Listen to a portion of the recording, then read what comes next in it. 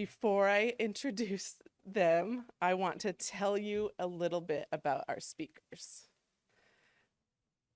I don't know if everyone knows Farrah, but I do think that we all know Ryan Lundquist. He is our beloved appraiser, go-to appraiser. And I'm going to read his bio. In case you didn't know, Ryan Lundquist is a certified residential appraiser and housing market analyst in the Sacramento area. Ryan runs the Sacramento Appraisal blog, which is a top-ranking appraisal blog in the United States. He has been quoted in local and national publications and featured on most local TV stations. His clients include homeowners, real estate agents, CPAs, and attorneys. In his spare time and for stress relief, Ryan does woodworking. Now, Ryan, I just got to say, I love you so much. I share you with all my sellers and all my buyers all the time. So your information is priceless. Thank you for what you do for our community. Now, Farrah. Farrah Wilder is the Vice President and Chief Diversity, Equity, and Inclusion Officer for the California Association of Realtors. She supports C.A.R's fair housing and diversity efforts by working with internal and external partners on initiatives and programs that will promote real estate industry diversity and inclusion and address homeownership disparities and challenges for underserved communities. Prior to working for C.A.R., Farrah was a realtor with Compass and the founder of a real estate team based in Oakland. She served on the boards of the Oakland and Oakland-Berkeley Association of Realtors from 2014 through 2017 and was 2018 chair of C.A.R's federal committee. She was a founding member of the Bridge Association of Realtors Housing Committee, a group that has advised on homebuyer assistance programs, lobbied local government officials to prioritize down payment assistance programs and the needs of small housing providers in their budget and policy directives, and created a successful closing cost grant for first-time homebuyers. Farrah earned her Bachelor of Arts in Sociology from the University of Michigan and a JD from the University of Wisconsin-Madison. As an attorney, she worked for San Francisco nonprofit Equal Rights Advocates and the United States Department of Education Office for Civil Rights. Well, anyway, hi, I'm so glad I was able to make it. The flight wasn't canceled. And it's good to see this group, and what a warm welcome. Thank you so much. Okay, so of course, I don't know how to work this clicker, but let's see how it goes.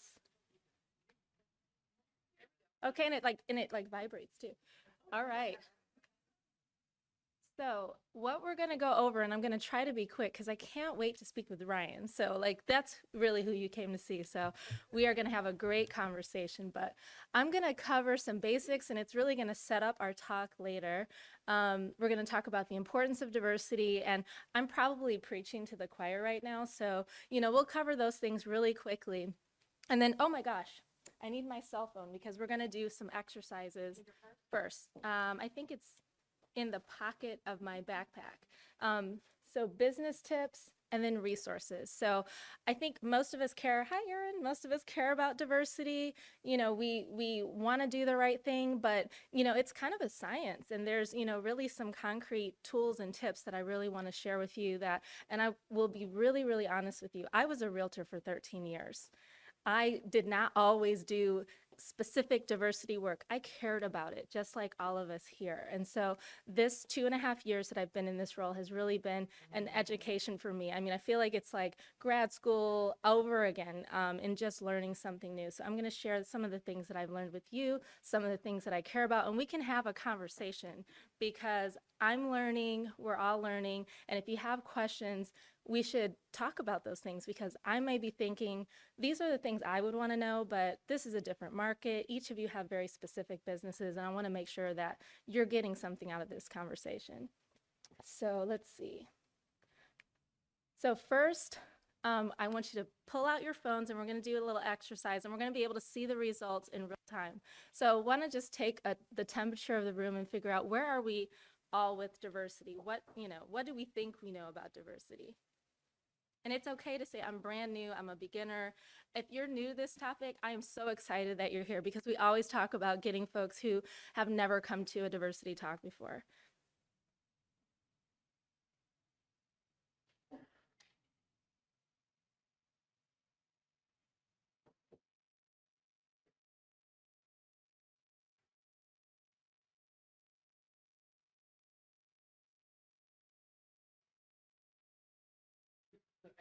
Okay, so are you doing it now? I'm trying to see if I can find my,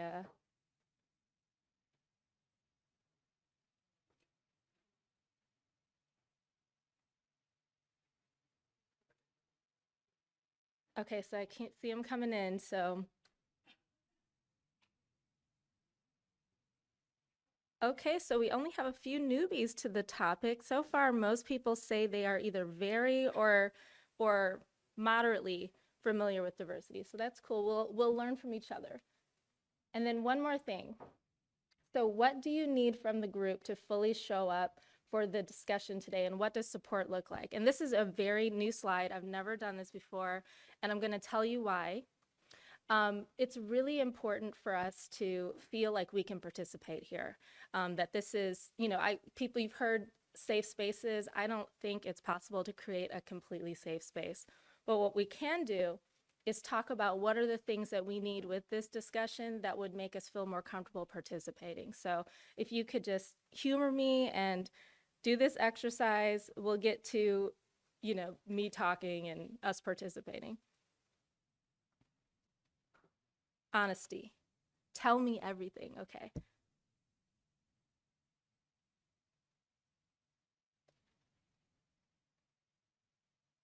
I love these. Judgment and open mind. How to help. Okay, this is awesome. And it's okay just to watch too.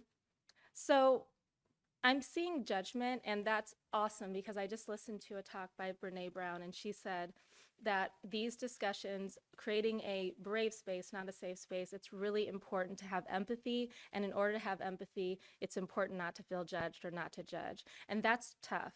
And I'm talking about from all angles, any perspective that you are coming with. Maybe if someone says something that you disagree with or that doesn't sound right, trying to figure out where are they coming from, what's important to them, not immediately judging them. And so that's a really important way to create a safe space. So if I say something that sounds a little off, try to understand why I might be saying that. Or if I feel the same way, I'm going to say, you know what, I'm not going to judge that. Like, where's that coming from?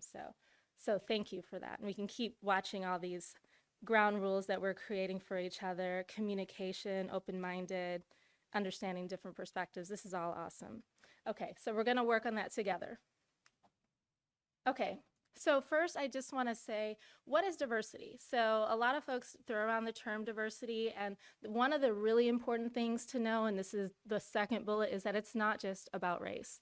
It's the range of social identity groups that comprise an organization and society. So whether we care about diversity or not, diversity is everywhere. This is a diverse room simply because we are all from different backgrounds. We do have different races. Race is important. It's not the only thing. There's different genders here. That is what diversity is. And if you're trying to get more diverse, what that means is bringing together multiple social identities to promote different thinking. So, just ponder, why is diversity important to you? If it's important, what is important about it? Okay, equity. Equity is a concept that allows for solutions, accommodations, or policy decisions that take into account nuances in need across groups or individuals and group differences and opportunities. So this is sometimes a tricky word. I hope it's becoming less tricky over time, because sometimes I get this question and it's, why are you saying equity and not equality? Like, equity sounds, too unequal. It's like giving some people more than others. But as you can see in the picture, really simply, some people have, just different needs. And they, someone who's really short, and if there's a tall fence, the tall people can see right over it. The shorter people may have a little bit of a different issue. So if anyone ever asks you about that word equity, it's the kind of thing that we do with disability accommodations all the time. So inclusion. how inclusion is how a group functions regarding whether it acknowledges, welcomes, and accepts different approaches, styles, perspectives, and experiences. So inclusion is not just having diversity. Diversity is one thing, but when you have that diversity, is every single person invited to participate? Are there differences accepted, encouraged, welcomed? You know, if someone disagrees with you, is that great? Are we like going to have a real good conversation about, you know, all this, you know, looking at something from a lot of different ways and coming up with a solution that works for everyone? That's inclusion. So bias is also, yes. Yes, and actually, staff already has it, so it can, all of you can have this for sure. So bias is something that's really important to recognize when we talk about diversity, and when we talk about inclusion. So bias, and also when we talk about fair housing, and we'll talk about how diversity and fair housing are kind of linked. So bias is a tendency, inclination, or prejudice toward or against something or someone. And every single one of us have that. Look, like, so we all know, like, maybe think of your best friends or people you grew up with who you initially gravitated to. When you're a kid, other kids your age, that's a bias. I mean, it's as simple as that. And we all have that, and we have to understand that when we're in business, because if you have a bias and you know, kind of, and you go, oh my gosh, this person has all the same interests in me as me. You want to go out for, you know, now and look at houses, and, you know, other folks usually like, oh, you know, I'm going to see a pre-approval letter. That is a bias. And that's something we really need to know, because when you're in business and when you could have fair housing testers, someone could be, you know, assessing, you know, how you're treating people. And if you treat them a little different, and it may be completely innocent, then, you know, potentially you have some fair housing issues. Think about that with leadership. Think about that as to how you pick your committee chairs and things like that. Bias is really, really important.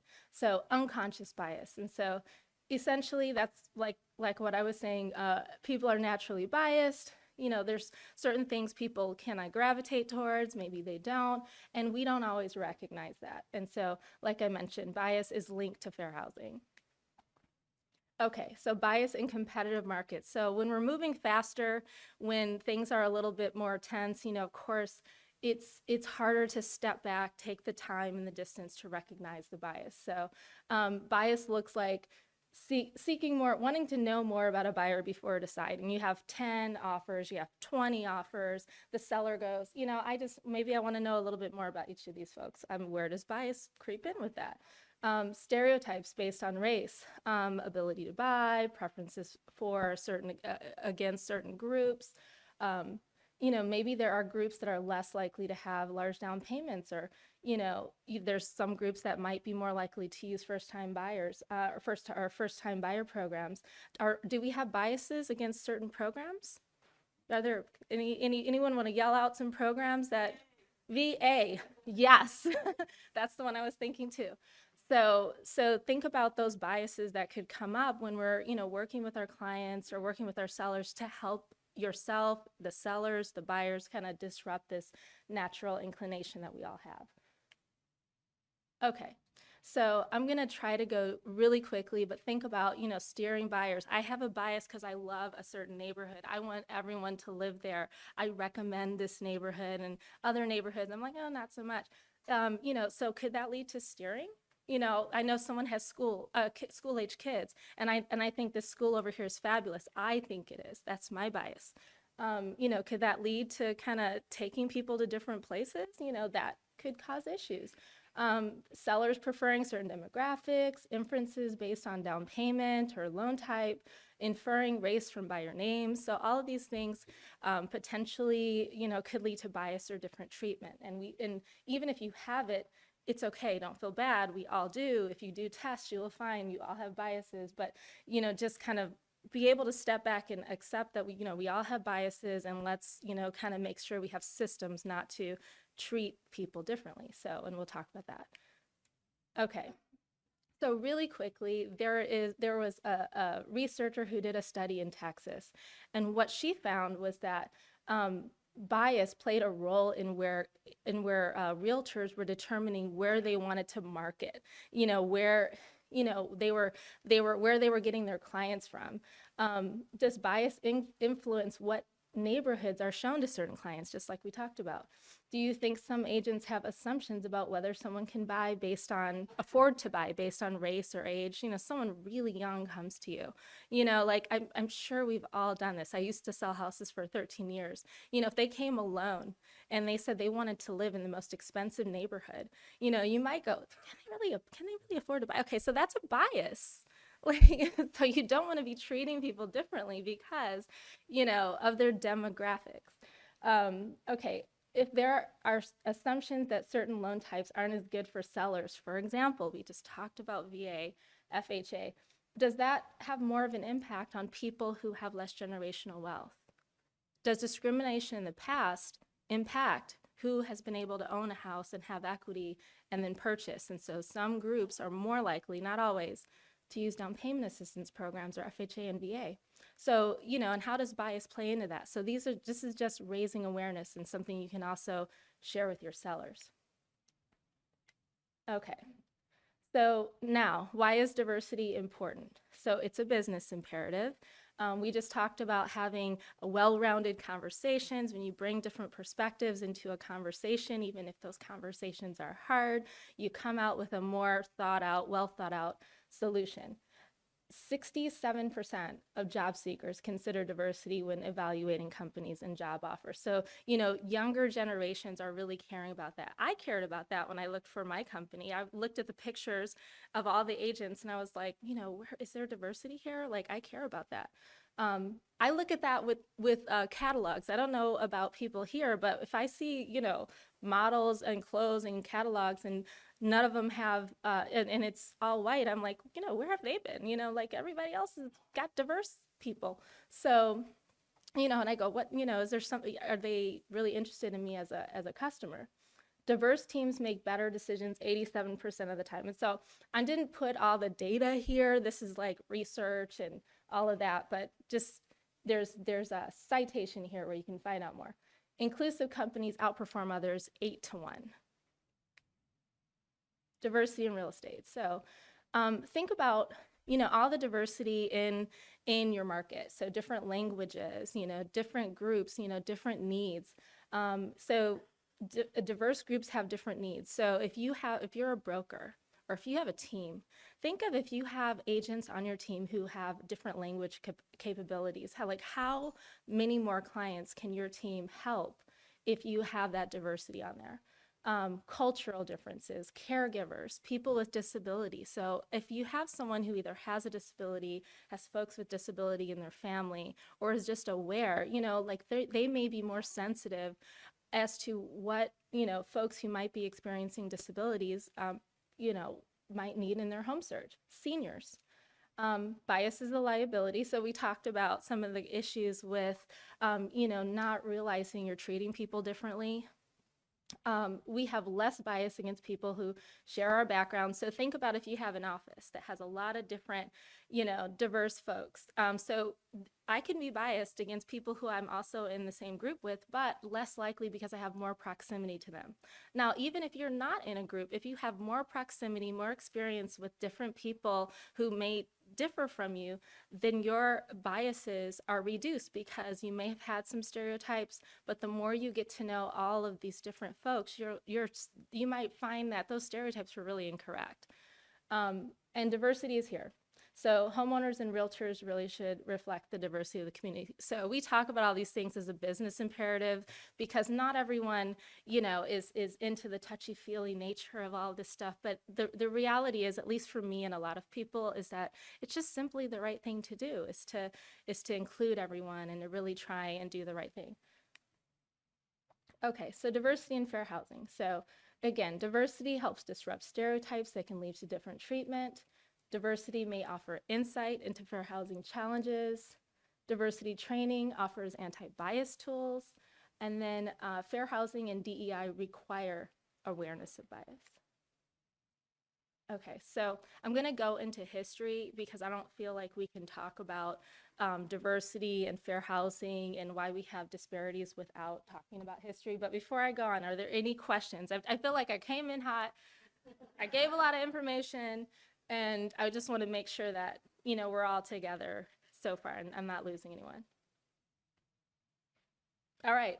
So, so some of you, if you've seen any, kind of C.A.R. trainings on history, we've covered some of it. And the reason why we do is because we have to figure out why we are in the place that we're at. Like, why do we have home ownership disparities? Why do we have diversity challenges? When you look at the numbers of people of color and the different ethnicities in our community, it's not reflected in our leadership. It's not reflected in home ownership. Why is that?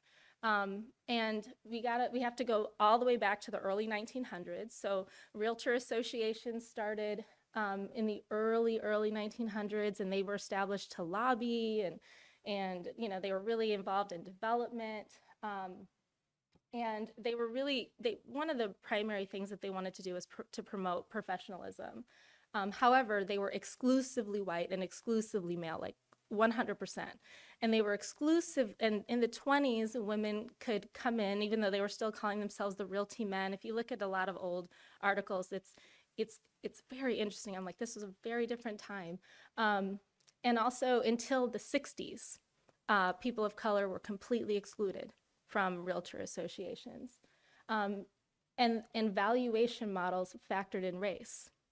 And so this is part of the reason why we're in the place that we're in, is because valuation, whether a neighborhood or community was going to keep its property value, was linked to whether it was exclusively white. And then Article 34, which we'll talk about on the next slide, of the Realtor Code in 1924, basically said a realtor should never be instrumental in introducing into a neighborhood a character of property or occupancy, members of any race or nationality, or any individuals whose presence will clearly be detrimental to property values in the neighborhood. So realtors were actually, you could not be a realtor unless you agreed to steer people based on race and make sure that exclusively white communities stayed that way. So we had the Code of Ethics, restrictive covenants. What did realtors have to do with restrictive covenants? Well, restrictive covenants came about because realtors were developers. Realtors were educating. Realtors were, just like we do now, spreading, all of this information that realtors think is really good for communities, making sure that if they were a developer, that they had restrictive covenants. Our magazines had advertisements for services to make sure that when these things were expiring, how does your community make sure they get those covenants back in there? That's what realtors were doing. And when the federal government decided that it wanted to create a backing system to make sure that there were fixed, inexpensive mortgages, realtors were right there at the table helping them shape that. So that's how we got redlining. So our segregation predated the government's redlining. And that's important to know. So if you read the color of law, and you should, it starts with the federal government. That's the 1930s. We're talking about a 1924 Code of Ethics and before. So if we do the dates and we look at the chronology, we predated that. And I say we're not those people anymore, but these are the organizations that we're involved in, and this is the progress we're trying to make. Okay, so C.A.R. did apologize for supporting discriminatory policies in the past, and I want to kind of talk just a moment about that. And if you want to know more about the apology, there's a story, there's a press conference, that's our link in here. We have the text of the apology. So essentially, we had some members who really, really felt strongly that even though C.A.R. was, not the same organization that it was in the 60s, that it needed to make a public apology. And I will say that in the 60s, it promoted discrimination before the 60s, but there was a particular moment in time where California had its first fair housing law, 1963. And the California Realtors actually organized to put on the ballot a measure that passed that amended the Constitution so that the state could never prohibit discrimination. And so fortunately, the Supreme Court overturned it, but that was something that the Realtors did, and they never publicly repudiated that. They never said anything about that afterwards. It just was overturned, and then it just kept it moving. So this is now the first time that the organization as a whole is officially saying that was wrong. So that's, and that law was Prop 14. So talk a little bit about why an organization would apologize. We've gotten that question. And, you know, apologize, and other realtor associations have done it. A couple of local associations, we are the first state association to do this. And it was a process. Some of these apologies came after our process was started. And for some, it's healing. And, you know, I've seen that. It's been a very emotional process. Of seeing this apology kind of play out and talking to people after the fact. It's been healing. There's been conversations that have been difficult that I've never heard before. People did not work, it was not unanimous. People felt strongly on all sides of the issue, but it was a conversation that we had never had before, and seeing how different people on different sides of that felt different and wanted to be heard, and watching them have those discussions for the most part respectfully was pretty amazing. It can promote unity. So there were folks who thought, this is divisive, why are we bringing this up? It means that for people who have felt excluded, finally, or who have felt impacted by this legacy of discrimination, finally the organization is recognizing that. And so, you know, not everyone may see it now, but, you know, it kind of opened the organization up to some folks who felt like, I remember this, I don't always feel included here, I don't always feel like my issues are being discussed. So that, with that, it promoted more unity with the organization. Show respect for historically excluded groups. So again, respecting that history, talking about it, being able to say, wow, this was terrible, and what are we going to do about it? And help understand and address inequality. So there are folks who go, you know what, I think, you know, there are groups that just need to have financial literacy courses. They just need to learn the value of homeownership. And is that why we have homeownership disparities? No. Because I know when I was a realtor, I mean, I had clients who would go on gap years, and, you know, they would, you know, go on vacation or whatever. And then I had other clients who felt like the reason why they couldn't buy a house is because they went on vacation. And the only difference between those two clients was whether their parents owned a home. So actually, you know, what we know is that this history is really, you know, continuing to live with us today in home ownership gaps. Okay, so business tips. Okay, so I just want to remind everyone, and I know we've all taken fair housing training, there are 22 protected categories, and even now in this role, I cannot name them all off the top of my head. So, but we still all have to comply with these fair housing laws. So any arbitrary characteristic, you know, that's a pretty high standard. So how do we make sure that we're, you know, in compliance? And then there's testing. So you could have a fair housing tester, you know, kind of, and they did it in New York. And you know, there's more money right now for fair housing testing, so it has to be on our radar. But, you know, fair housing testing is when mystery shoppers go, and, you know, they send two people who are very similar with the exception of that demographic. So testing is going to be more frequent. And testing indicates that discrimination is common. There was a recent test of rentals, and you can see the statistics here. 92% of the tests in Sonoma found that there was either race or source of income discrimination. And so this could lead to real issues, your license, you know. So it's really important to have some systems in your business to make sure that, you know, if you have a fair housing test, that, you know, you're able to, you were consistent with the different clients. Okay, so bias interrupters. How do we make sure our business is able to withstand fair housing testing? Use consistent intake systems. So have a questionnaire and ask, you know, someone calls you or you meet with someone, ask the exact same things every single time. And do the exact same things. If you don't show houses until they have a pre-approval letter, make sure you do that with every single person. Show buyers everything that meets their criteria. So don't pick and choose neighborhoods. Don't go schools, this school, oh no, not that neighborhood. Just make sure that every single thing is consistent. Avoid recommending schools or areas. So that's, you know, those two are similar. Okay, so another diversity tip. Diversify your marketing. So you can broadcast your commitment to diversity and have diverse photos, but it doesn't stop there, because you actually need to be caring about diversity when you do that, and you actually need to be having some diversity principles when you do that. So be careful of your niches. Who is seeing your marketing and who is left out? So are you saying, this is great for professors, this is great for this is great for that, this, this backyard is great for entertaining, or entertaining is kind of general, but your kids are gonna love it here. Well, what if someone who's single, is interested in that house? Like, you don't want to be suggesting that someone is not very preferred.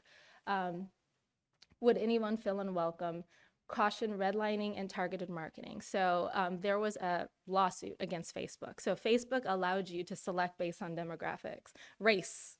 You could select only white people or only whatever people for your marketing. And so that means that some people aren't seeing your marketing. I mean, that is a fair housing that was a fair housing violation. Now, there might be some things that we do, like, only marketing in certain neighborhoods, even though our office is near a bunch of neighborhoods, like skipping over certain ones and going right there. I'm not saying it's a fair housing violation.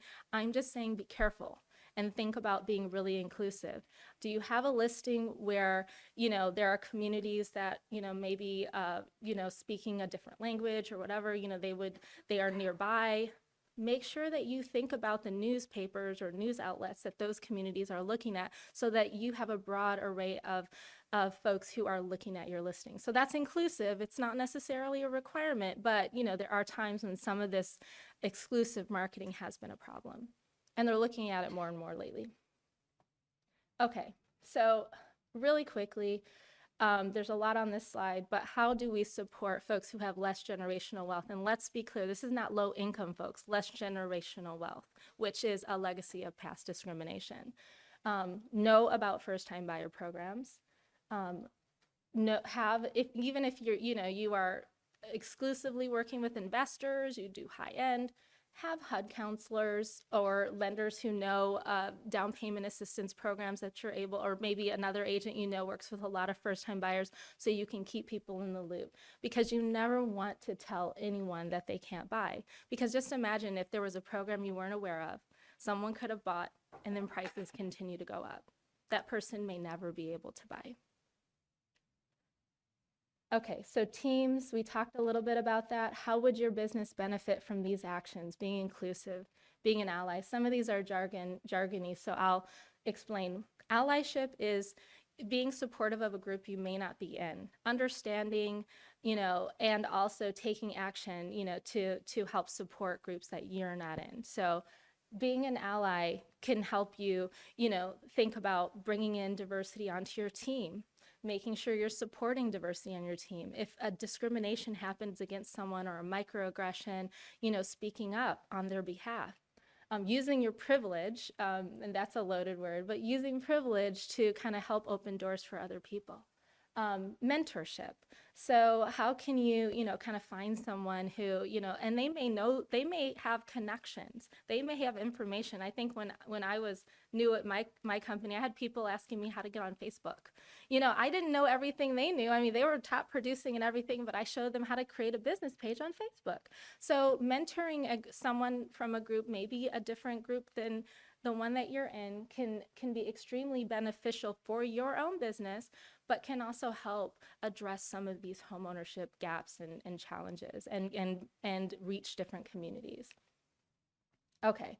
Also want to remind everyone, just like you let everyone know about their disclosure requirements and all the other things, that sellers need to know, realtors also are supposed to know about the fair housing laws, and if someone is being discriminated against, you should be able to tell them exactly what to do. So we have a fair housing and discrimination advisory. If you've made an offer in the last year and a half or so, or 2 years, you've seen it. So this is a great resource, and I have a link to that. And then also we have a fair housing toolkit that you can look at, and it gives you some tips and best practices. We published it in our magazine, but there's a PDF right here. Okay, so we'll talk about appraisals really soon. We have Ryan here, but we do have a form that is actually super helpful for letting your buyers and sellers know about how to address, or homeowners that you work with know how to address what if they feel like there was a low appraisal due to bias. And there's a new law regarding that in the state, and we have a form that supports that. And then lending. You also want to remind buyers that they have the right to non-discriminatory financing terms under fair housing laws. And so, again, a great resource for that is the Fair Housing and Discrimination Advisory, which provides information on fair lending complaints. Okay, there's also a new restrictive covenant law. So this requires disclosure by agents, among others, that if there's a deed or other governing document that has a restrictive covenant in there. I'm looking at that, I'm like, I don't know if my sentence made sense, but essentially, if it's there, you have to disclose it. There are procedures for redacting unlawful covenants, and each county recorder's office has to have a program for that. So we have a quick guide and we have a sample letter. So, and then here are some additional resources. So everyone here can get these slides. So I have a survey about this. So if you can complete my survey, and also I'm here for questions. We're going to have a great conversation coming up next, but any questions about this? Okay. So I think we're going to have a discussion with Ryan Lundquist. So now I think, does anyone not know Ryan? Hey guys, hi. Okay, so I'm gonna give a little bit of background about how we both got onto the stage together. Is that cool? Okay. So so when we were talking about this discussion, and I'm gonna pull out my questions, although I know one of them at least by heart. I said, you know, so we wanted y'all to come.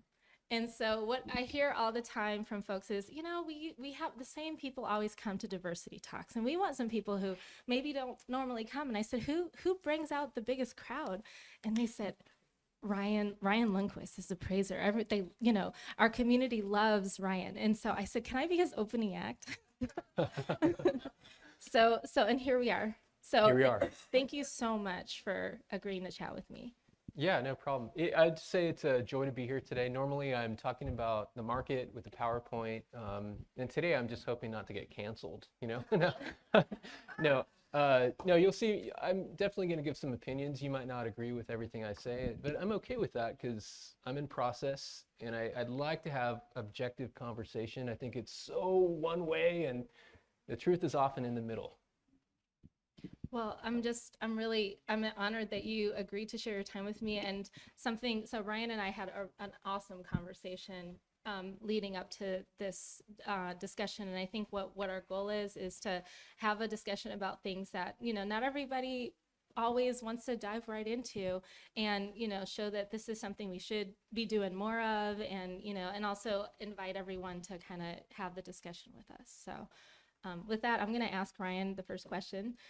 So, and Ryan's an appraiser, and I mean, if you've been looking at any news, if you ever read any news, or if you turn on a TV, you've seen all these stories about appraisal bias. And so, being an appraiser, Ryan's kind of much more familiar with how appraisals work, and maybe some of these stories. And so I just wanted to see if he would share what's going on with all these stories, like why are there all these stories coming out right now, and what are they about? Yeah, so it hasn't been a fun couple years to be an appraiser in terms of news media, and I think we're getting slaughtered online, and it's really, really difficult to talk about all this. And so I know it's getting bad when my kids start like saying, Dad, you're a racist, because they have a dark sense of humor. They're joking with me, or when people are jabbing me going, hey, you're just a part of the racist profession, right? Anyway, I'm hoping that we can laugh over some of this and get serious too.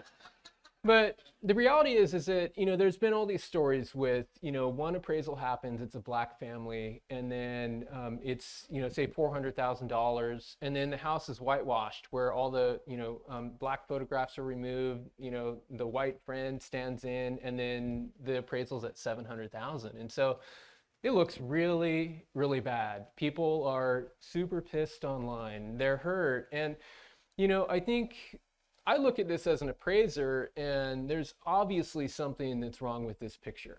Okay, is it blatant racism? That's certainly a possibility. Okay, is it blatant incompetence? Okay, and I'll say that I think it could be a mixture of different things. Okay, and the reason why it's hard to talk about this online is because the narrative is that it's only this one thing. Okay, anyone who works in the valuation space or real estate, you've seen multiple appraisals, and guess what we see? There's a value difference. Has anyone seen a difference between two appraisers, hundreds of thousands? And I think people who aren't in the valuation space, they're like, how could that happen? It's because value's hard, okay? And if I asked 10 realtors in this room to give a CMA on a property, how many values do you think I'd get? There would be some that would be sincerely butchered also. And so I'm not dismissing what's happening here. Like, it is a really, it's you know, I would say a black eye on the appraisal space in the profession. And frankly, I think it's something that appraisers need to listen to. And I've been dismayed at it. Well, first of all, appraisers don't have any national organization. There's no leadership here, okay? And so we don't have a mouthpiece, but I think the stance has basically been, I'm not a racist, you know? And I would say this, appraisers aren't burning crosses on lawns, and you know, all the sheets at my house don't have two coals cut out and you know, from the night before. Like, that's not what's happening in the space. But I think it's dangerous when we define racism as the polar extreme. They're like, hey, I'm not a racist because I'm not a card-carrying Klan member, okay? And what we have to realize, though, is that what about bias? Does bias exist in the appraisal space? And I would say absolutely yes. There's bias to hit the contract price, okay? There's no arguing for that. There is bias. Sometimes appraisers give a preferable appraisal to the client for whatever reason. And I think the big question is there racial bias? And I think that's what needs to be explored with more studies, and what appraisers should be asking. Bias exists, and am I showing any preference, you know, based on, you know, what I think? And I think sometimes people are thinking there's no bias in this world, and I would go, yeah, right.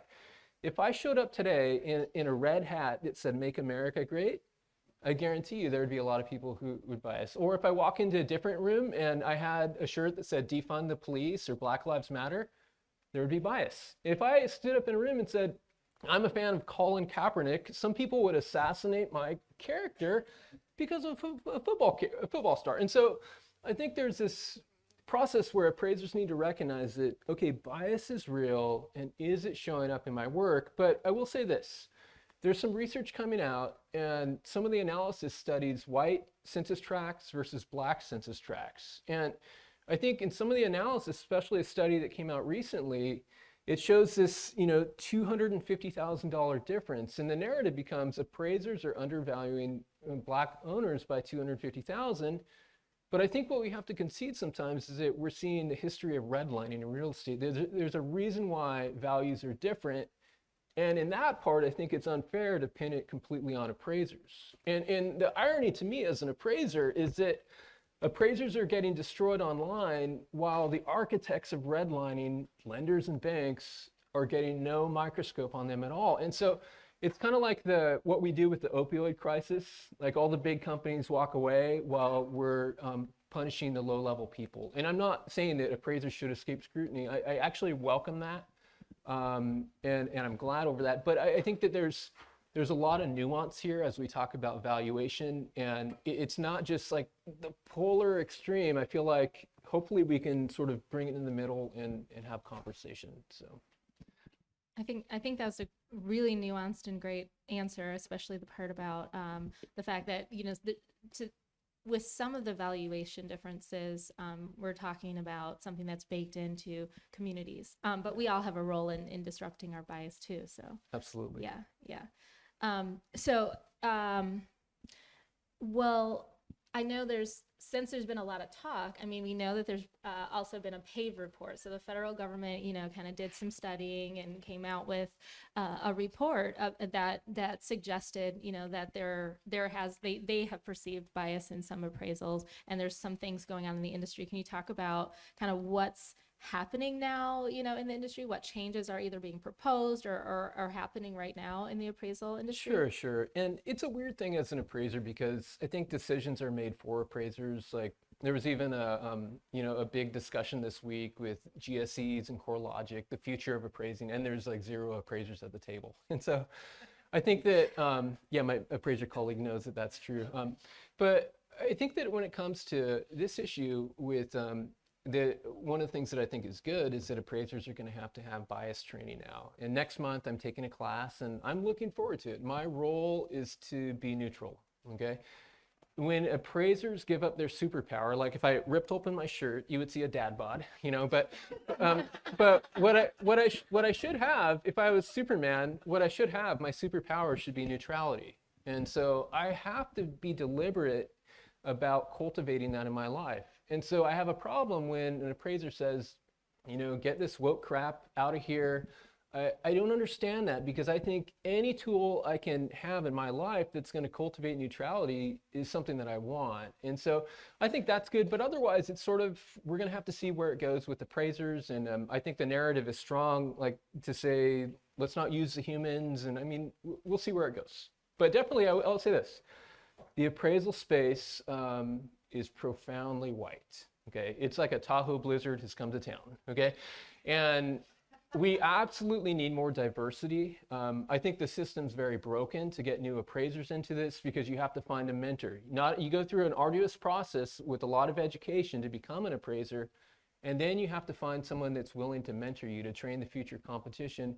It's very, very difficult. And so someone asked me the other day who's putting together a list of Black appraisers. I was like, I don't know any. No, I'm just kidding. I said, I know 2. I know 2 in the region, and I'm sure there's more. But these are the 2 that I know. And then there's a 3rd from Oakland that comes to meetings that we do locally. And so it's a problem, profoundly, male-oriented. We need more females too. And so it's across the board where it's an issue. And I don't know that makes people inherently racist, but kind of like Farrah was saying, I think we're stronger together when we do have other voices. And my concern with the appraisal space is if you're going into a community that you don't know the culture, then you might judge it very easily, being like, what's up with this music? Or how can people live this way? Or why is, in some neighborhoods, like, why is the car on the lawn? And you begin to like judge places, or when people will say like, this is a bad area, or like, that's off limits. That's not a good thing, which I know we'll get into, but I think it's easy to sort of perpetuate biases that we're maybe sometimes not aware of. And even on the realtor side, and you can, if I'm talking too much, you can shut me up. On the realtor side, sometimes I've gone to properties and then I've had a realtor say, I would never live here, right? Sorry, my Valley Girl accent. But then I think, first of all, like, why are you saying this to the appraiser? Like, that's probably not good marketing, but I think what it does is it exposes bias. And when I do training on choosing comps, I say, I don't care what you think about the property or the neighborhood. What you think doesn't matter, okay? If I like modern architecture, I better be really careful when I'm appraising something that's modern because I don't want my bias to influence this because I think it's so great, okay? If I think this certain way about a certain zip code or people group, like, I gotta be really careful with that. Or last week, a realtor was texting me about this nightmare realtor on the other end. And it was just, I was like, oh my gosh. And it's always the other realtor, right? But see, everyone else is texting about you. They're texting about me. We get that. But in my mind, do you know what happened? As she was texting me, I was like, oh man, this person. But I developed a picture of what that person looked like. And so I was like, and so extinguish that thought. I recognize it. And I push that aside. And that's, I think, how bias works. If we're honest, I think everyone and their mom is like, I'm going to be colorblind. I think that's baloney. Like, that's not the answer. The answer is to see differences and not hold that against someone or take judgment into situations, right? I think anyway. So, yeah. So you brought up something that I think we've both been itching to get into. I want to ask you, because I think in this business and you can be working really fast, it gets busy, it's kind of stressful. I mean, I can say that because I sold houses for 13 years. So I'm in this space where, I don't do that anymore, but we're bringing in all that expertise. And what I will say is that, by the time I left my office, I was the only Black person in my office. And that's not a badge of honor because this was Oakland, okay? So, there was a bit of a diversity issue. But I heard a lot in that office. And I went there because I wanted to work at a top producing, #1 office. And I learned a lot. I did. And not just about, lack of diversity, but I learned a lot from agents who've been in the business for a long time, which is what I went there to do.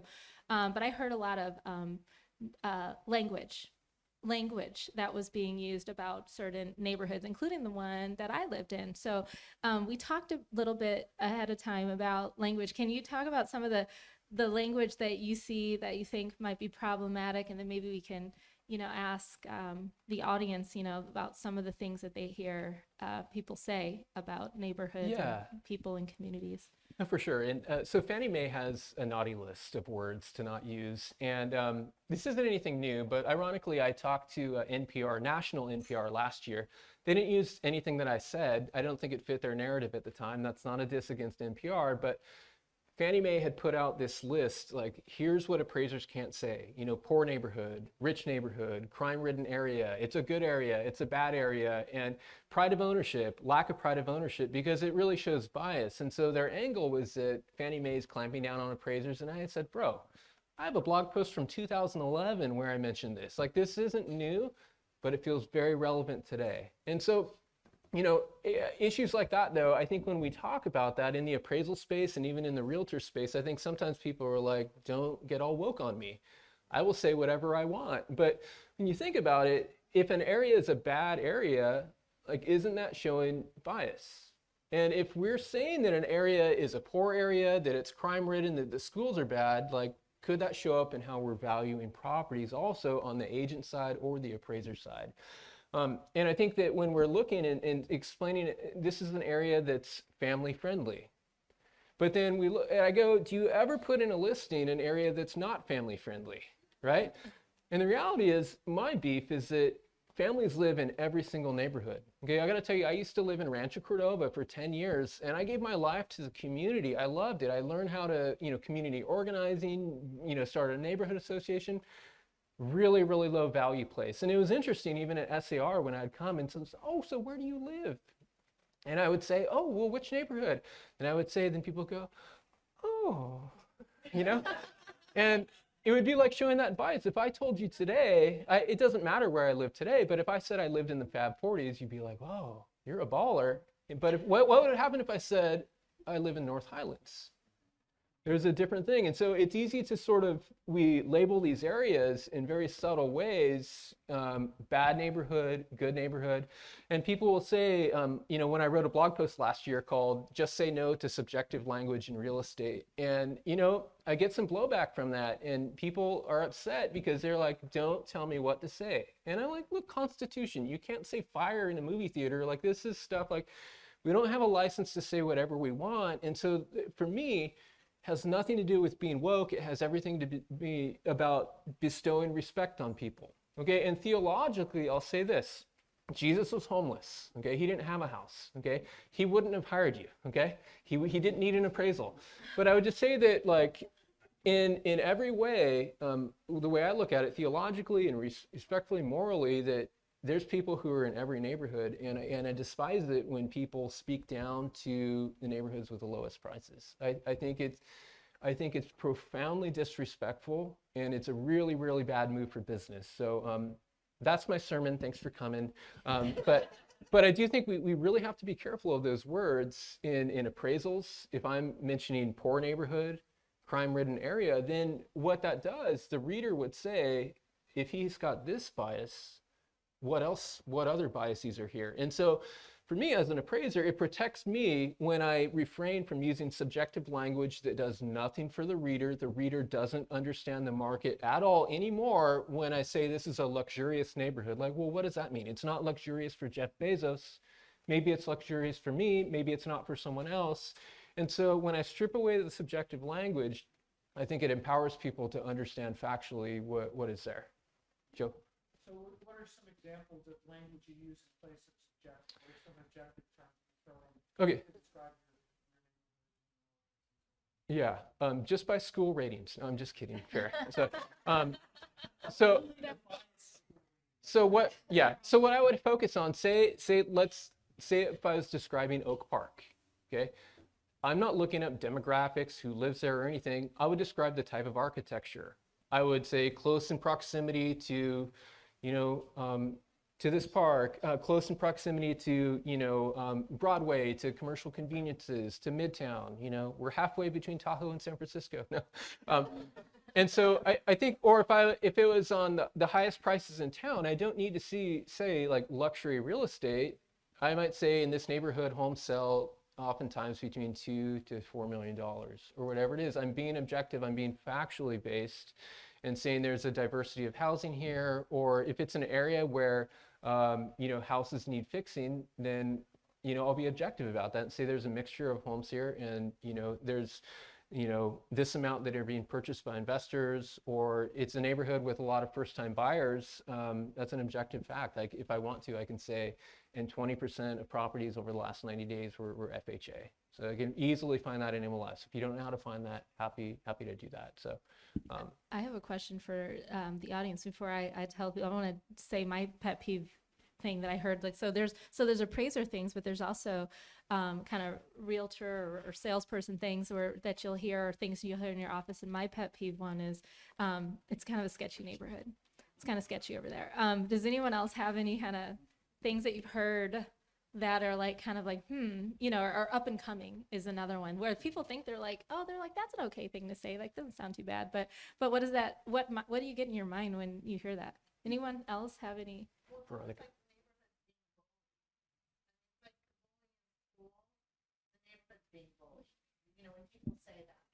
Yeah. Yeah.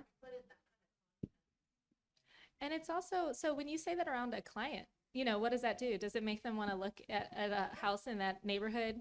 It's changing. Yeah. I want to live in a safe neighborhood. And that is such a hard, so I'm like, okay, well, I don't know what you consider safe. I live off of what I feel safe there. So I send the crime map for that sheriff, and here's what you can afford in these neighborhoods. Yeah. Here's the crime map. Put the address in. Tell me if that makes you feel safe. Exactly. And sometimes, it's not even about whether crime happens in Oakland. I mean, the crime, whatever. So I just say, go and talk to neighborhoods, drive around, talk to neighbors. What makes me feel okay may not make you feel okay. Yeah. Oh, sure. So the comment, thank you. The comment over here was that there's people who will say, I want to live in a safe neighborhood. And what is safe? And so she was saying that what she does is she just sends the crime map, and many cities will have them, or a little database that you can put in an address, and maybe that's what people are thinking. Maybe they're thinking different. Safety means so many different things to so many different people. Okay, so I saw some of the articles that you wrote beforehand, and saw, kind of like I was tagged in a post on Facebook. And I really think that you engage in a lot of conversations that folks sometimes steer clear of, like they're, especially in the real estate industry, people do not want to talk about politics, religion, race, anything that's different. We all want to be like kind of all things to all people. So, but we're in this time where we're talking about diversity and we're talking about fair housing, and, almost can't avoid talking about some of these things. So I can't remember my question. We'll look at it really quickly. So basically, we have some members who are really on fire with diversity. I was one of those folks before I got swooped into this job. And then other people, kind of come and they go, why are we talking about this so much? And you are talking about these things really openly. So I want to know why you feel it's important to talk about fair housing and diversity and demographics. Yeah, well, I mean, from my perspective, this is something that's going on in society. When you think about the past few years, where it gets real is that, all the black, men especially who have been killed by the police, and it makes people super uncomfortable. It's sort of like I'm with the cops or I'm with Black Lives Matter, and I'm like, guys, I think that the truth is maybe somewhere in the middle. Like, aren't we all against injustice? You know what I'm saying? And but like people are squirming in their seats. What the hell is Ryan mentioning right now? Like, it makes people uncomfortable. And I know as a white person, it makes other white people super uncomfortable because they're like, can't we stop talking about this?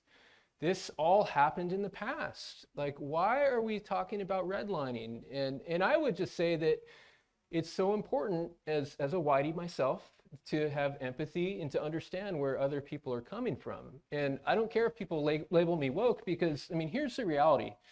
I grew up poor. We didn't have much. Doesn't matter what my story is, but people who have experienced the consequences of redlining, they've missed out on generational wealth and opportunity.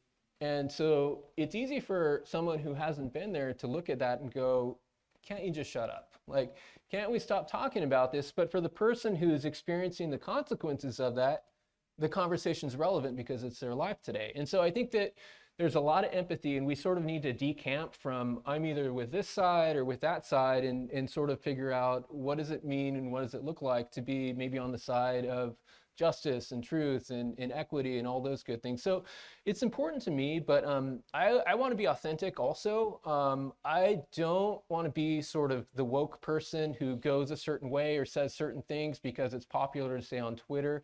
I despise that stuff. I can't stand when people have agendas, when they are nice in front of everyone, but on the inside they're, a dirty, rotten bag of bones. Politicians, am I talking about? No, I'm just kidding.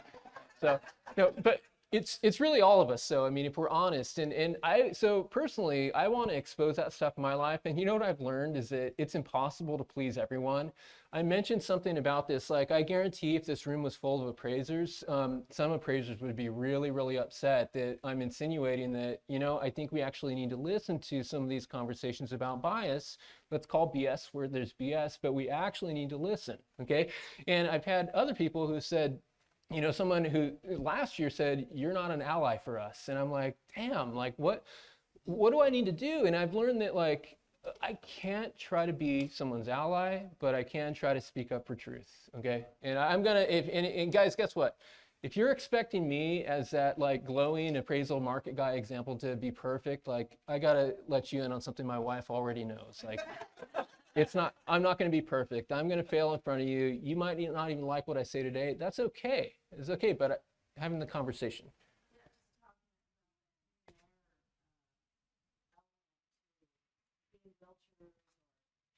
There's a lot of venture capital money being put into property technology, financial technology.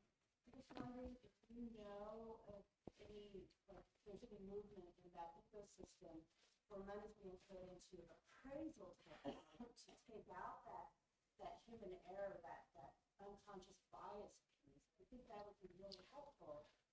Yeah. The appraisal industry. Well, I think there's companies right now, I see their posts on LinkedIn and they pitch themselves and say, hey, we're not showing bias, like the appraisers. Use our services. But the only problem I would say is that racism's baked into the data. And so what, are you using a different data set?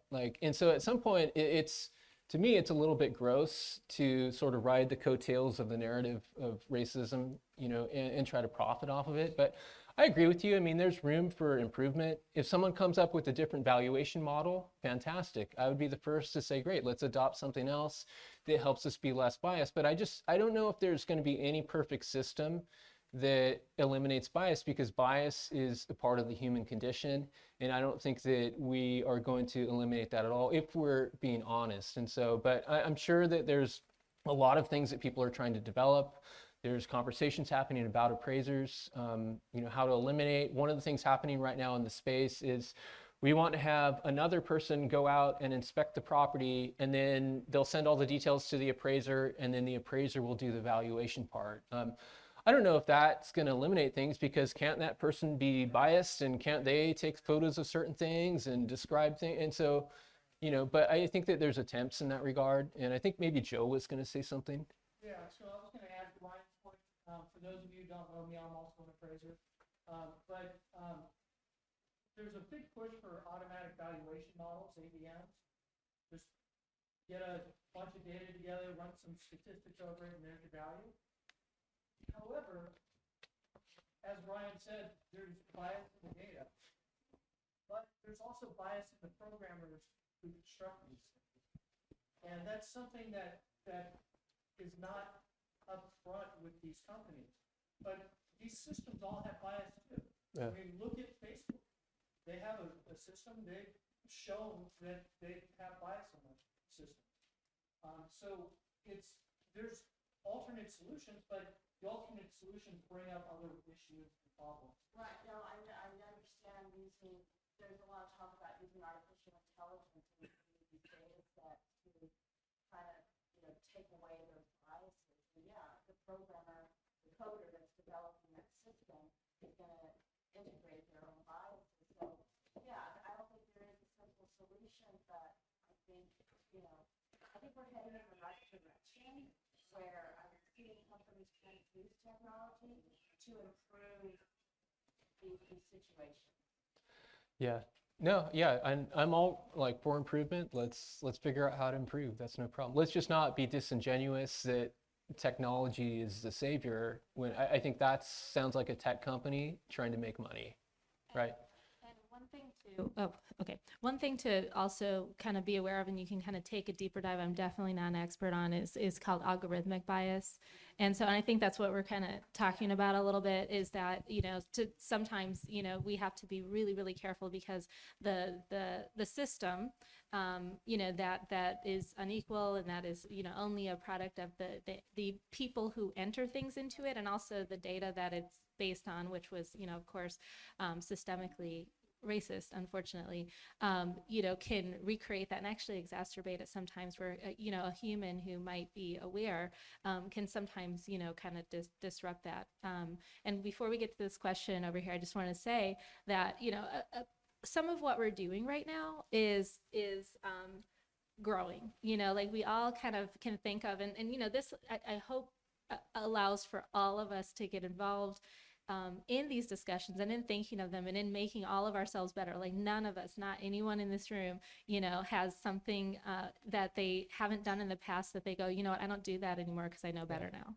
And this diversity and fair housing stuff is not necessarily intuitive. You could have all of the good intentions in the world to be colorblind, and which is definitely a no-no in the diversity space. We don't say we're colorblind, but you could say I'm colorblind, I don't treat anyone differently, and still, until we understand the science and until we really are able to hear someone and try and understand where they're coming from who disagrees with us, and learn some different systems and put some of these scientific things into place where we know we're going to treat people consistently. Like, I can admit that I used to recommend people write a buyer letter.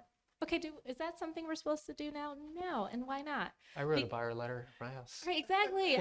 I helped so many people write these letters. So anyhow, and I say that, and I would never recommend that, because when you know better, you do better. The people are putting, even I would say, oh, don't put any of your demographics in there. You're still going, I live nearby, I work nearby, and I want to raise my family here.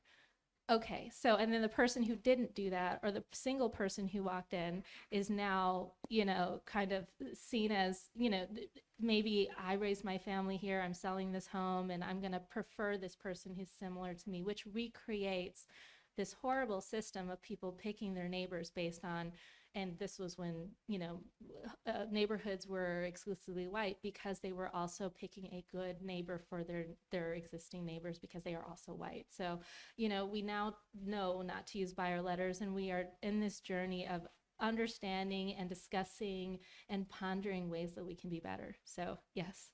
Well, I was just going to say, as a mom,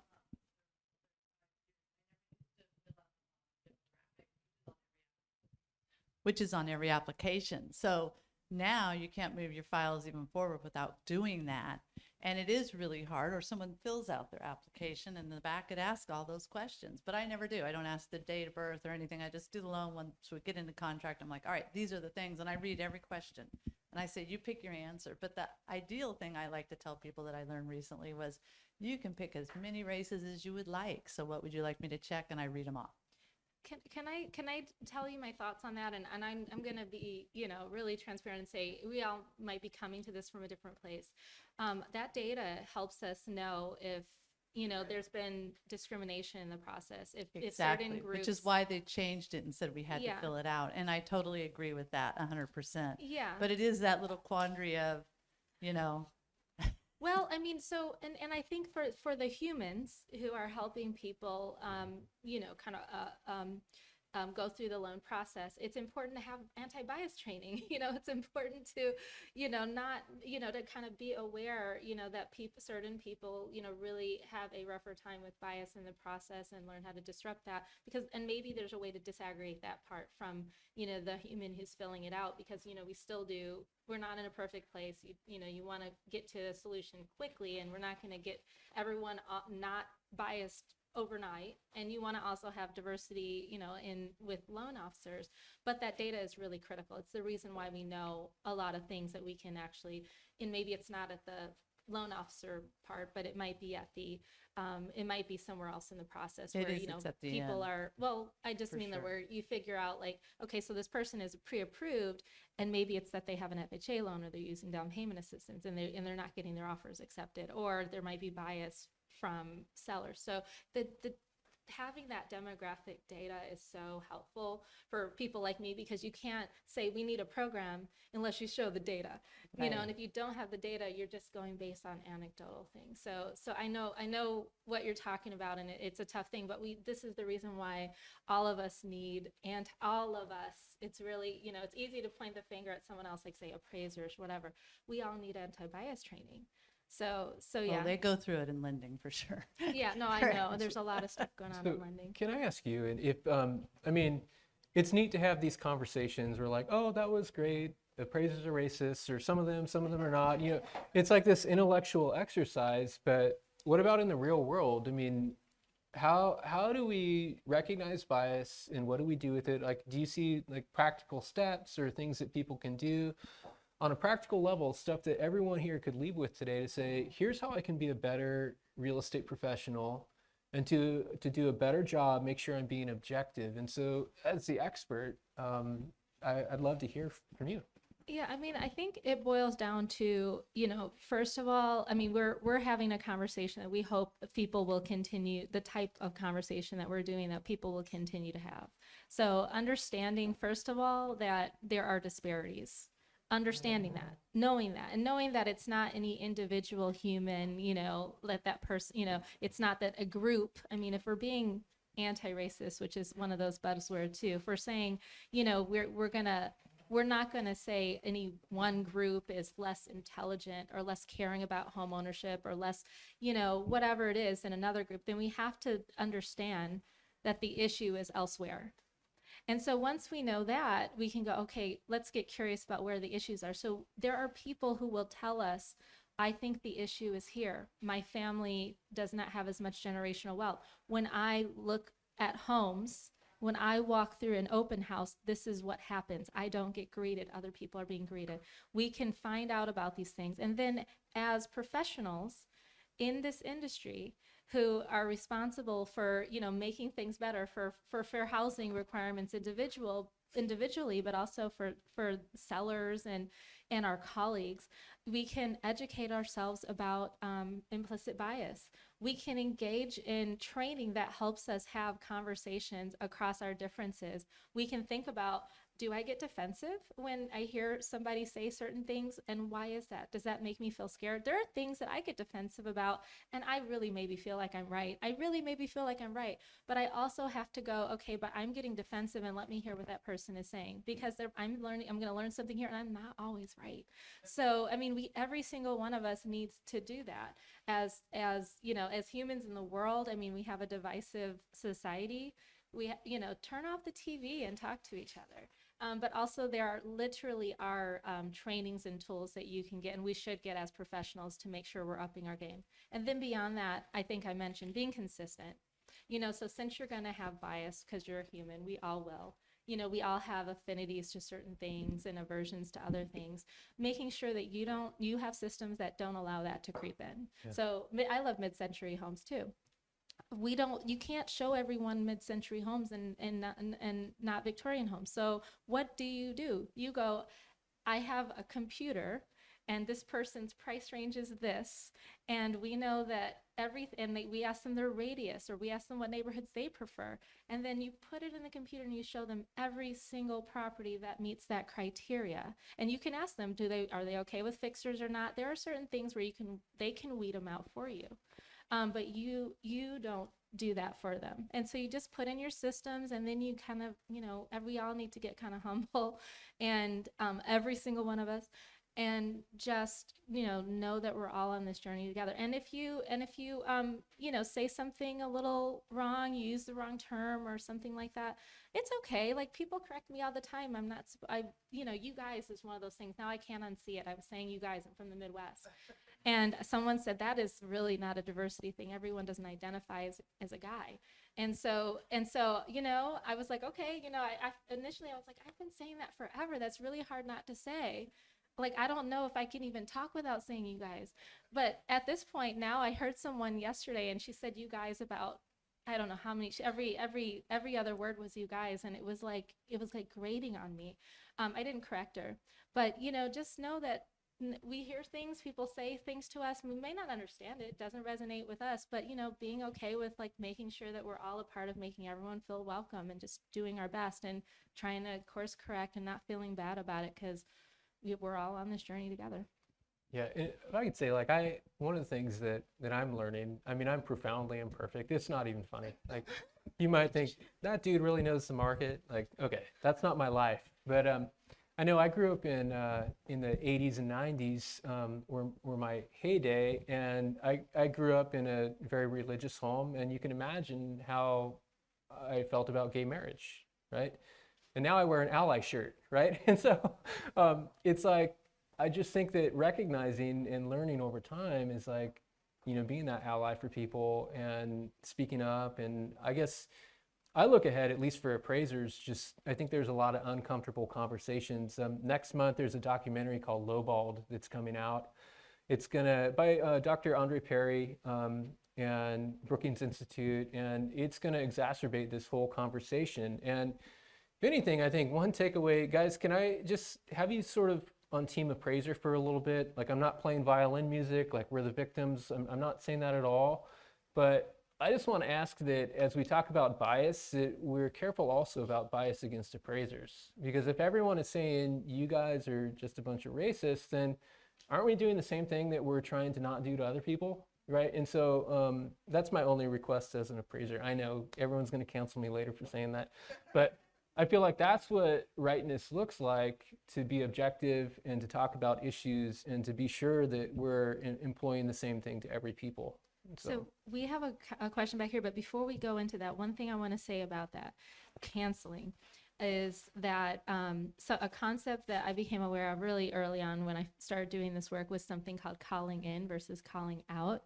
And I love it. And this is another thing we can do with each other. And it is, not, kind of, and I know this comes from fear. And I know, when the knee-jerk reaction is to go, oh my gosh, that person said that thing and it made me feel really unsafe, and they're not a good person. But, to kind of say, if you have a thought about something that someone said, kind of respectfully, like understanding, seeing their humanity, maybe bringing it up to them and asking them why they did that, and having a conversation and allowing them to learn, and having something where you maybe both learn. And so even if that person really said, let's just say someone called me colored, like that is a term that we don't use anymore. And I wouldn't want to be called colored. But what I might do, instead of never talking to that person again and telling the world that they called me colored, is say to that person, you might not be aware of this, but that is not a term that I identify with, and a lot of people find it offensive. So I identify as a Black person, and is it possible for you to use that term? Or maybe even saying, is there a reason you use that term? Is it that you're not familiar with other ones? And so that is a way for me to kind of say to that person and also allow for them to learn from that. And also recognizing that they're a good person. They're probably trying to do their best. Maybe they weren't aware. And for the most part, unless we're really unsafe and someone's out here, you know, about to like murder a bunch of people, knowing that under most circumstances, we can call each other in and not cancel each other and have a conversation with Yeah. each other that allows for us to grow. And even if we don't agree with each other, ultimately, like we can recognize each other's humanity and learn from each other. So, yes. Yes. I just had a quick comment and a question for Ryan afterwards. To your point about the demographic data, sometimes we have to realize that we don't put information in demographic data because we think we're going to be discriminated against just on that. And so, you know, we'll just leave it blank because, hey, my name looks white enough, okay, so that they're not going to get me on my name, but, you know, therefore, let me leave the rest of the stuff off and maybe they'll think that that's good enough, okay? So there is, and I understand how important it is, but then it goes back to the whole mindset, okay, is that information really, and some people will even put false information there because they're believing it may help them, you know, get the loan. So there's reasons why it's done, and I agree that the data, that's why when I see data about how many African Americans are buying homes, I look at it as skewed because there's information, I know false information is put in there or omitted information is there. Exactly, and that's why that's why you end up there. Yeah, that's why you end up at the no, I'm just not gonna answer, you know? But then we think, okay, if I don't answer, that means I'm hiding something. That means I'm jeopardizing my loan again. So all those thoughts go through your mind. And nothing, and white people never even think about that. Yeah. You know? It's never on white people's mind. It's like, I deserve this. I should get this. Like, there's no barrier. So. Right. Now, my question to you, Ryan, is on the diversity of appraisers. And one of the things if you're looking for diversity in an organization or in anything, you have to have people at the table. Yeah. You know, or else it's just not doing it. You spoke with the appraiser thing. There was no appraisers at the table at that particular. So I know there's high barriers to entry to become an appraiser. And as you said, it is mostly a white male industry, and you have to have a mentor. Now, given all those barriers, what do you think can be done to help diversify your profession so that, you know, we can have a little better, No, more. that's a good question. And I think the system's fundamentally broken. We need to do away with the mentorship model. A lot of appraisers wouldn't like that, but if you get a license to do anything in California, I mean, I understand if you're a doctor, like we don't want people cutting others without some apprenticeship.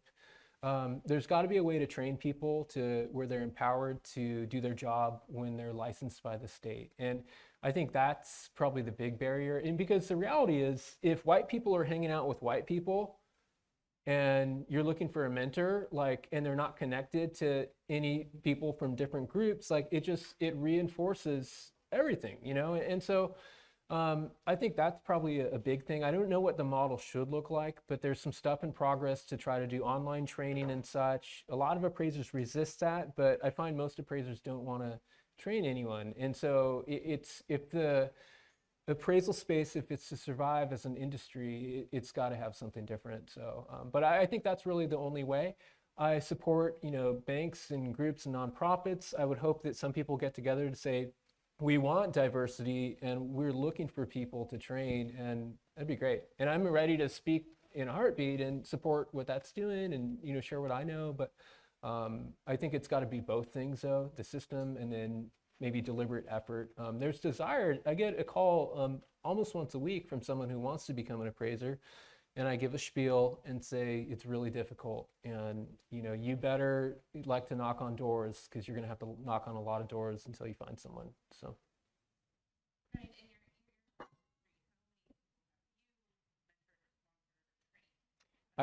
And I'm one of those people. I don't want to work with anyone else. I'm highly comfortable working as a solo artist. But see, that's the thing where it's like, um, I I like what I do, and I don't want to run a business with 5 people under me, and that's completely fine. It shouldn't be the responsible to be an architect. That the profession can only continue if architects train other architects. I think it's fundamentally flawed in my mind. A lot of appraisers are going to think differently.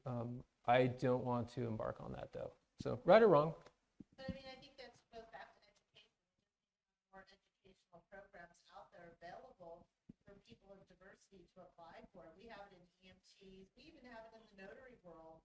There's a diverse group in the notary world, but it's not being directed from one race. It's they apply online and go to school and learn that trade, and then they come out into our industry. And so, do they have appraisal schools? Well, see, there's a school, but you pass all of your education, you pass a test to become a trainee, and then you have mentorship hours. And so that's the part that there is no mechanism for that. And so even if there's diversity training, whatever, you're going to have to find a mentor. And so, yeah. So, I'm 55 and I'm a median age. We have an issue with when people coming into the industry. The way it's set up, you have to have 2,000 hours of someone to sign your work. So that's year or two of someone willing to hire you and sign your work and overview your work. What happens with the business cycle is it moves up and down on interest rates. So if you were steaming along as an appraiser last year, you had more work you need to do, you were booked out for a month or two. And then the Fed raises rates, and then right now we're at 40% of the work level we were last year. So this up and down mechanism, along with the 2,000 hours of training for licensing, disincentivizes any training at all. Yeah. It's finally been recognized as an issue by the Appraisal Foundation, which is the umbrella of over appraisers. And they have a plan to have an online program that someone can do and take care of the 2,000 hours or most of the 2,000 hours. And it's supposed to roll out next year. Yeah, I think that's a great thing. So, Yeah. Yeah. And I would just say, like, man, appraisers aren't heart surgeons. Like, I know value's hard, but you know. Yeah. Reach. So we've got 2 questions over here, and but then we're gonna.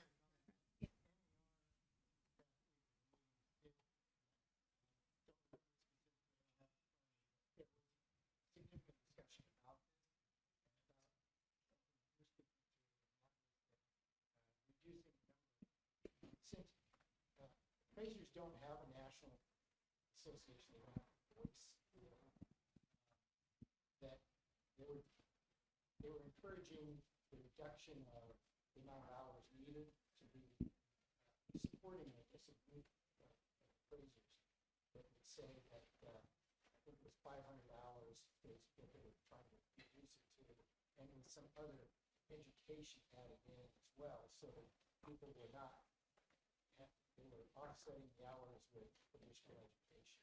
So it would be easier and faster for people to get into the pipeline, recognizing there is such a huge demand. Thank you for that. And real quick for anyone who didn't hear on video, so there at NAR, there was, some talk about reducing the number of hours of that mentorship and supplementing with education to allow for a little bit, so that it's a little easier to kind of diversify the industry.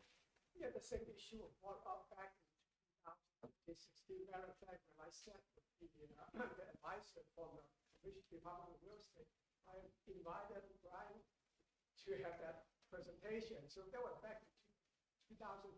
We discussed about that, lower down the requirement, maybe just get a degree, a 2-year degree, but mentorship one is a big one, right? Now, currently require 2,000 hours. Like if they can push it down to like 400 hour or 200 hour, okay, you know, so that you can get like more appraisal. You remember that conversation? Yeah. No, I do. Yeah. And yeah, I mean, again, I mean, for anyone listening, just trying to reduce the hours, there's concerted efforts, and I support that. I think a lot of appraisers don't. I just feel like something has to give. We have to make access easy. Otherwise, the AVMs are sitting on the side being like, technology's here to solve the issue.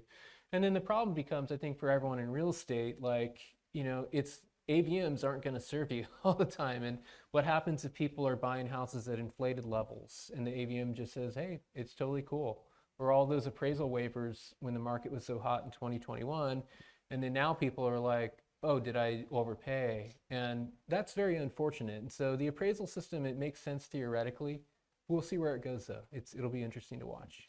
So we are, and so thanks to everyone who stayed late. Really appreciate it. You know, we got a little bit of a late start, so we're coming close to the end. But I do want to ask, and maybe this is something we can all discuss together. But I want to kind of ask our guest Ryan here a question that comes to mind.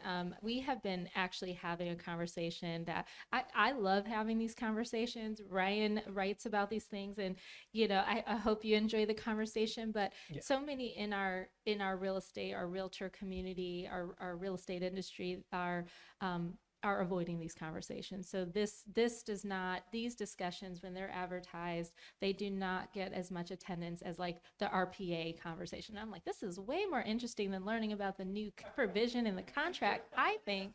But we wonder, and especially people like me, I feel like I'm the vegetables and the RP is the cupcakes. I'm like, how did that happen? But we want people to come and we want people to engage in these conversations, even when they're perceived as difficult. Although I don't think this was a difficult conversation at all. I thought it was awesome. So I want to know from Ryan, and then if we have time for any ideas from the audience. And I know it sounds like appraisers have been, for some, this has been a tough conversation to have. How do we get more folks involved in these conversations? Have you been able to, or, what would you say needs to happen to attract them or to make people feel okay to have these conversations? I mean, I don't know. I'm sure there's dissertations written on the subject, but I would just say somehow not being on the polar extreme where we can say that this isn't about like being guilty or this isn't about putting shame on you, but maybe coming in the middle and saying this is a human issue. We want to look at it and we want to be better at business. We want to be good humans. We want to treat people equally. Like that should be sexy to all of us, okay? If it's not, then it's kind of like, well, why am I not attracted to that? And so I think maybe framing things in that way is important. I think sometimes it's like, diversity, oh, well, that's like everyone who believes in Black Lives Matters, like that's their thing. And like, I go, no. It's like all of our thing. And I think somehow thinking like, how do we talk as a society? And I don't know how we do that other than like building relationships and building a culture that says like, I'm going to be in relationship with people who don't look like me. And I think, or people who come from different backgrounds. And I think that that's sort of, the goal. I know when I first came to Sacramento 20 plus years ago, I used to get my hair cut in Oak Park before it gentrified or whatever. But there was this haircutting studio that used to be right there. And only one of the barbers knew how to cut straight hair. And one of them became a realtor eventually. But I was like a spectacle, and I was like, I deliberately put myself in this situation to be like, I want to learn about a culture that I am not from. And it was cool, they'd come in and be like, okay, how do you do it? Whatever. And I got good haircuts every time besides once. But I know for me, I'm looking for opportunities like that. Like, how can I expand my horizons? And I don't think it's like, well, I'm going to watch Blackish. Like, that's ridiculous, right? But like, how can I engage with people where they're at, listen to them? And that was kind of different than what your question was, but that's what came out. No, that was actually a great answer. It's called intentional inclusion or something. See, I knew there was a fancy word for it. So I won't say that's what it's technically called. I went to a talk on intentional inclusion, and she was talking about that. She was saying, okay, this is at NAR. We're at NAR. How many of you are already are hanging out with the people that you already knew before you came here? How many of you have actually gone and sat at a table with a bunch of people there that you don't know, or that, maybe from different backgrounds than you. Like, do that, because that actually is, kind of how we start to kind of get over some of this feeling that you can't talk about that, we're different, or that person's going to have a different mindset than me. And also not even judging a book by its cover. One thing I will say, I'll share a short story, and then if we have time, we'll see if there's any ideas from the audience. I chaired a couple of committees at C.A.R. One committee I vice chaired a few, and one time I was up on stage, and I would always get super nervous. I was kind of new, and I felt different, and I saw this person in the audience, and he was looking like this. And I got off stage, and I was like, oh my gosh, he hates me. And he goes, good job, kid. And I was like, oh, okay. And I realized, you know what? I was judging him. So I know we're about to wrap up, but do we have time? If anyone has any ideas of how we get more folks involved of all different backgrounds in these discussions, any ideas? Yes, we do have time, but Ryan has to leave. Hard stop at 1:30, unfortunately. Farrah and Ryan, we are so grateful that you did this. Thank you so much. We'll let you go now, Ryan. Thanks for being late. And also, we did have our sibling organizations here today. Nora, the Realtist, Aria, when Farrah was speaking earlier about people not being allowed into associations or even to become realtors, those people had to start their own organizations. That's what our sibling organizations are. So become a member. We also have a new sibling organization, the LGBTQ plus Real Estate Alliance. So many siblings, big family. Thank you all so much for being here today. Thank you, Farrah and Ryan.